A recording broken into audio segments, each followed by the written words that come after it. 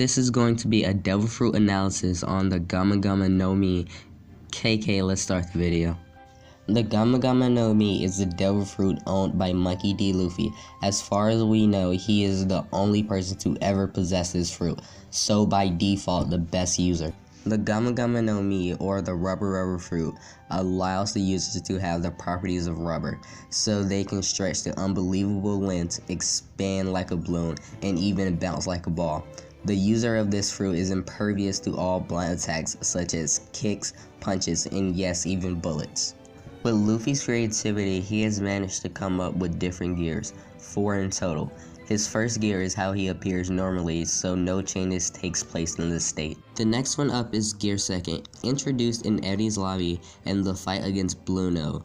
It's used when Luffy rapidly pumps blood throughout his body a few times. Before the time skip, it was stated by a few characters and even Luffy himself that this technique takes years off of his life. Nothing like this was stated post time skip, so I'm assuming he mastered Gear Second with his training with Rayleigh. This gear is mainly a speed boost, but it also slightly increases strength. With this technique, he was able to keep up and even surpass members of CP9 that mastered all 6 powers. Now on to Gear Third. Gear Third is used when Luffy blows air into his body and sends it to any part that he needs at that particular moment. The air collects in his lungs and then he could move it to his arms for a massive punch, for example. Before the time skip, the drawback of Gear Third was that Luffy would shrink down like a deflated balloon, and he was pretty defenseless in this state. While hilarious though, similar to Gear Second, there is no noticeable drawbacks post time skip for this gear. Now on to Gear Fourth. There are 3 forms of Gear Fourth that we know of so far. Bounce Man was the first form of Gear Fourth revealed to us. He's basically a bouncy ball in this form, since he constantly bounces. This form is like a mix between Gear Second and Gear Third by boosting his strength and speed. He coats himself in armament haki, so somehow he doesn't get hurt by attacks infused with haki sometimes. I say this because in the fight against Doflamingo, he tried to kick Luffy, but it didn't work. But Luffy could be cut in the fight against Cracker. Maybe it has something to do with the weaknesses of his fruit, or maybe it has something to do with how strong his haki is compared to his opponents. At this point, I really don't know. I would just be using my conjecture if I came to a conclusion about this. But anyways, on to the next Gear Fourth form, Tank Man.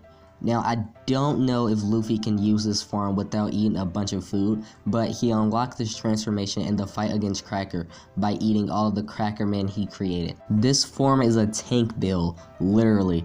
This form dramatically increases his strength, but his mobility is lacking to say the least.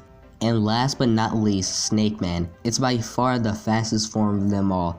I'm not exactly sure how he transformed into Snake Man, but I'm assuming he learned this technique with his training with Rayleigh. In this form, his strikes are fast, unpredictable, and they have the intent to beat or even kill the opponent, just like a snake. In his fight against Katakuri, this form was seen to be too fast for a guy who could see into the future, and so unpredictable that he didn't have time to see a different future where Luffy's punches were coming. The only downside of Gear Fourth that we know of so far is being completely exhausted after using it, and not being able to use haki for 10 minutes. Which is one hell of a side effect if I say so myself, but the payout is well worth it.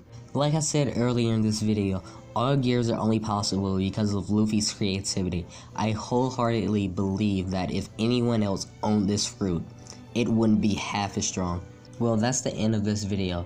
I hope you enjoyed it. Leave a comment below for the next devil fruit analysis that you want me to do.